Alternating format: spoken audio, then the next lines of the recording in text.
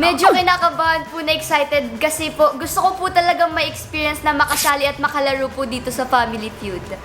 Same din po ako kasi first time ko lang po makasali dito sa Family Feud.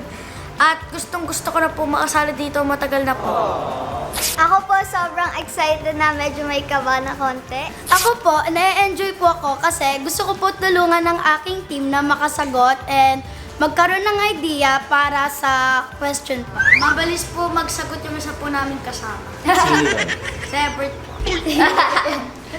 Ano po, mag-iisip po ng mabuti.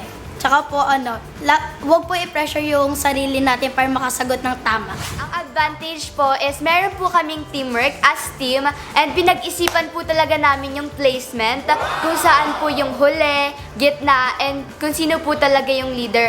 And also po, meron po kasi kaming great friendship din po, kaya po nagagawa din po namin ng maayos at nakakapag-usap po kami ng maayos.